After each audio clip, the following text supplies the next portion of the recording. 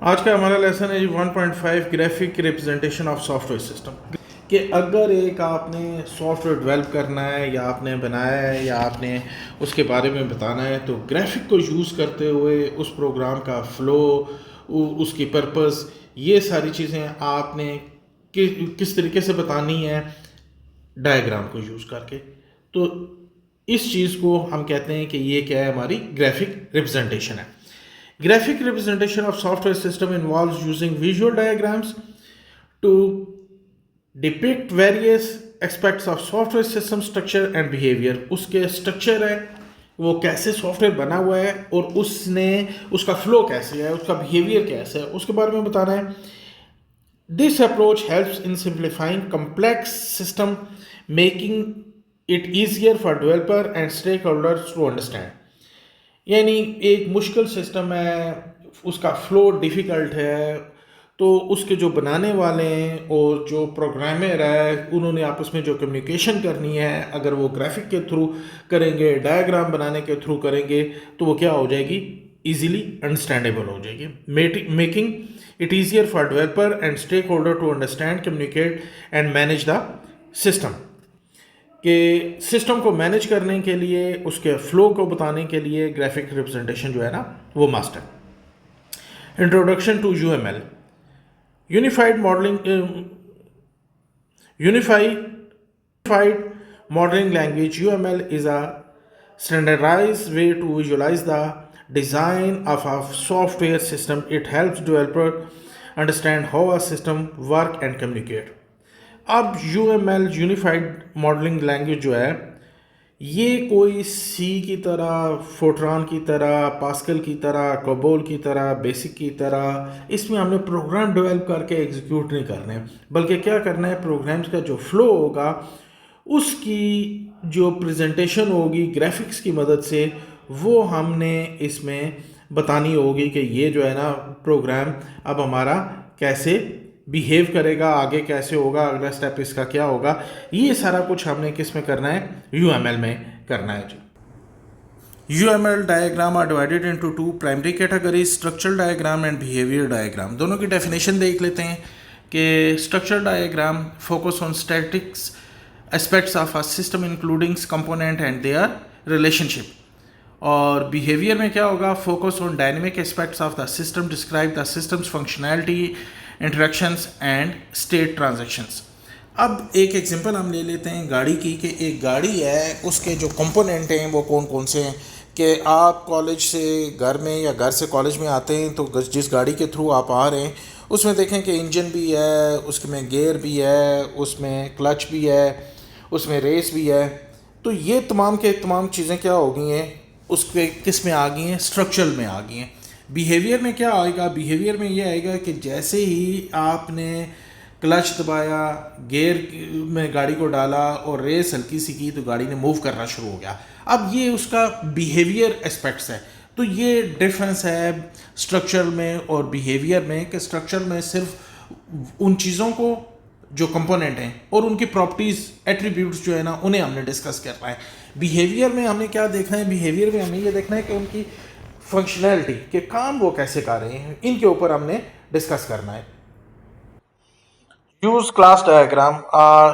Use class diagram represent the interaction between actor and the system, या इसे हम ऐसे कह सकते हैं कि use case diagram provide a visual representation of the system's functionality from the user's perspective, helping to identify the requirement and the interaction between the user and the system। यानी user और सिस्टम के दरमियान जो interaction होगी वो सारी की सारी हम किस डायग्राम के थ्रू देखेंगे, यूज केस डायग्राम के। इसमें एक्टर क्या करता है, एक्टर अब जैसे गाड़ी है तो गाड़ी में आपने ये करना है कि represent an external entity that interact with the system. एक एक्सटर्नल एंटिटी होगी जो इस सिस्टम के साथ क्या करेगी, इंटरेक्ट करेगी। सिस्टम क्या होता है, अब गाड़ी का सिस्टम क्या करता है, गाड़ी के सिस्टम से मुराद ये है कि तमाम वो फोर्सेस जो आपस में combine together to perform a specific task, एक मखसूस काम करने के लिए जो इंटरकनेक्टेड फोर्सेस हैं वो जब एक सिमत में काम करती हैं, वो क्या है, गाड़ी को मूव करना, तो ये पूरा का पूरा एक गाड़ी का जो है ये सिस्टम है। तो जो भी एक्सटर्नल क्या होगा जी, एंटिटी, एंटिटी कोई भी चीज हो सकती है, कुछ भी हो सकता है, की हो सकती है, मैन हो सकता है, कोई भी चीज जो है ना वो एंटिटी है। वो जब सिस्टम के साथ इंटरेक्ट करेगा, वो जो इंटरेक्ट करने वाली चीज है उसे हम क्या कहेंगे, एक्टर। और केस क्या है जी, रिप्रेजेंट अ स्पेसिफिक फंक्शनैलिटी और a goal that actor wants to achieve. अब गाड़ी को हम मूव करना चाहते हैं तो ये क्या है जी, केस है। एसोसिएशन, एसोसिएशन में actor to a use case, जो हम represented by a solid line connecting an actor to use a case. Actor ने जो केस को यूज करना है वो उसकी क्या है जी, एसोसिएशन है।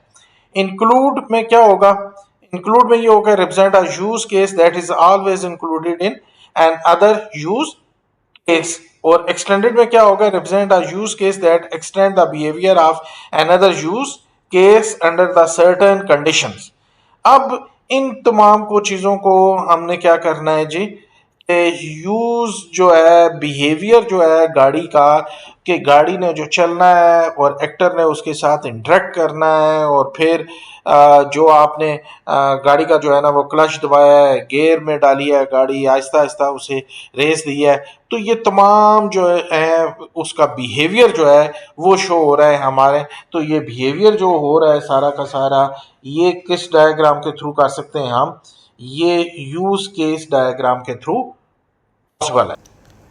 A use case is a description of set of interaction between user, actor, already हमने डिफाइन किया था कि एक्टर क्या है, and a system to achieve a specific goal. Use cases are identified based on the functionality that the system must support to meet the user's need. Each use case represents a complete workflow from the user's perspective, detailing the steps involved in accomplishing a particular task. यानी एक specific task perform करने के लिए actor ने जो system के साथ interact किया है वो सारा का सारा हमने यहाँ पे डिस्कस किया है। Use diagram are use for several purpose, किसके लिए यूज़ होती हैं, capturing functional requirements. They help in identifying and documenting the functional requirement of the system, के फंक्शन की रिक्वायरमेंट क्या है जी, उसके लिए यूज़ कर। अंडरस्टैंडिंग यूज़र इंटरेक्शन, के यूज़र की इंटरेक्शन कैसे होगी, they illustrate how different user will interact with the system. Planning and testing, they aid in planning the development process and designing the test case for validating system functionality. The process of identifying use cases involves several steps. Identifying actors, determine the different types of user who will interact with the system. Actor can be human user or other system. Actor को हमने बड़ी detail के साथ जो है ना define कर लिया है जी, और डिस्कस भी कर लिया है जी। डिफाइन गोल्स, गोल्स क्या होते हैं, टास्क होते हैं जो आपने परफॉर्म करने होते हैं, सिस्टम में परफॉर्म करने होते हैं। For each actor identify their goals और what they need to accomplish using the system, के सिस्टम से उनके टास्क क्या हैं, रिक्वायरमेंट्स क्या हैं जी। तो गाड़ी के मामले में हमने क्या डिस्कस किया था कि उसका मूव होना जो है वो उसका क्या है जी, गाड़ी का चलना जो है वो उसका क्या है, goal. Outline interaction, describe the interaction between the actor and the system, के दोनों के दरमियान जो इंटरेक्शन है वो हमने आउटलाइन जो है ना, इंटरेक्शन जो है ना इसमें आएगी। वैलिडेट यूज के cases, review the identify use cases with stakeholder to ensure they accurately capture the requirement functionality and interaction, के आपने जो स्टेक होल्डर्स हैं, जो उसको चलाने वाले हैं, जो उसके हिस्सा हैं, पार्ट हैं उस सिस्टम का, क्या करना है, उनके साथ आपकी इंटरेक्शन है कि वो रिव्यू करें, identify the cases with stakeholders to ensure the accurately capture the requirement functionality, के जो फंक्शन है उसका, जो उसका फ्लो है वो ठीक है या कहीं पे उसमें कोई प्रॉब्लम तो नहीं है। नेक्स्ट है हमारे पास जी सीक्वेंस डायग्राम। तो sequence diagram shows how objects in a system interact with each other in a particular sequence. They help in understanding the flow of message between objects over the time.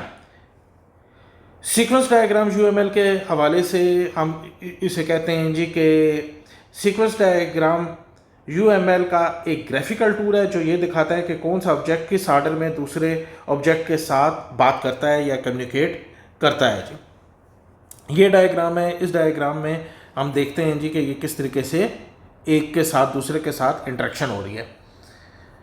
ये interaction step by step time के हिसाब से represent करता है। इस diagram में object actors ऊपर से नीचे वर्टिकल लाइंस के स्वरूप में दिखाए जाते हैं। ये ऑब्जेक्ट एक दूसरे को मैसेजेस पैगाम भेजते हैं जो हॉरिजॉन्टल एरो से जाहिर किए जाते हैं। एरो की सीक्वेंस से पता चलता है कि कौन सा काम पहले और कौन सा काम बाद में हुआ है। इसमें हमेशा टाइम का फ्लो होता है और इसकी एग्जांपल हम ले लेते हैं कि ऑनलाइन अगर शॉपिंग करते हुए कस्टमर जो वेबसाइट में लॉगिन की रिक्वेस्ट भेजता है तो वेबसाइट डेटाबेस को चेक यूज़र का पैगाम देती है। डेटाबेस वेबसाइट को यूज़र वैलिड का जवाब देता है कि ये ठीक है, यूज़र ऑलरेडी इसका रिकॉर्ड है, इसे परमिशन दे दो। वेबसाइट कस्टमर को लॉगिन सक्सेसफुल का जो है वो मैसेज देती है। ये सब स्टेप एक सीक्वेंस डायग्राम में एरो और ऑब्जेक्ट के साथ दिखाए जा सकते हैं या हम इन्हें विजुलाइज करें तो ये इस तरीके से काम करते हैं। Activity diagram. Activity diagram illustrates the flow of activities of or step in a process. They are useful for modeling the logic of complex operation. Operation क्या है? Example उन्होंने यहाँ पे दी है. In a restaurant system, an activity diagram can represent the process of order placement to food preparation and finally to order the delivery.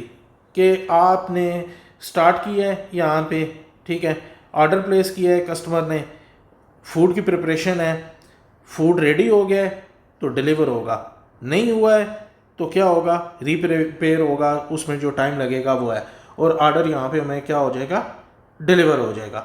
तो इसके बाद आप एंड भी कर सकते हैं। एंड करने के बाद और कोई चीज़ उन्होंने मंगवानी है तो दोबारा ये ऑर्डर दिया जा सकता है। तो ये इस सारे प्रोसेस को इस डायग्राम, एक्टिविटी डायग्राम के थ्रू हमने अंडरस्टैंड किया है। Using UML to represent software systems. UML can be used in various stages of software development to improve the understanding and communication. Software development में जी आप ये कर सकते हैं, प्लानिंग है, डेवलपमेंट है या कम्युनिकेशन है, उसमें आप डायग्राम्स बना सकते हैं, map out the system requirement and design before writing a code. यानी आपने डायग्रामिकली रिप्रेजेंटेशन देनी है कोड कर से पहले कि आपकी प्लानिंग में ये फ़्लो क्या है इसका सॉफ्टवेयर का। डेवलपमेंट में क्या करेंगे कि उसका स्ट्रक्चर कैसे होगा, रिलेशन क्या होगा सिस्टम के साथ, वो डेवलपमेंट फेजेस में डायग्राम के थ्रू आप रिप्रेजेंट करें। Communication, UML diagram help team members including non technical stakeholders to understand how the system works. Communication में क्या होगा कि इस सॉफ्टवेयर ने काम कैसे करना है, आप इसमें इंटरेक्शन कैसे करनी है। तो वो जिन्होंने सॉफ्टवेयर बनाना है वो टेक्निकल बंदे तो नहीं है, उन्हें आपने डायग्राम के थ्रू एक्सप्लेन करना होगा इस तमाम प्रोसेस के थ्रू। तो ये सारा का सारा हमारा जो है वो आ गया जी, क्लियर हो गया है ग्राफिकल रिप्रेजेंटेशन ऑफ सॉफ्टवेयर। तो टॉपिक हमारा कंप्लीट हो गया है।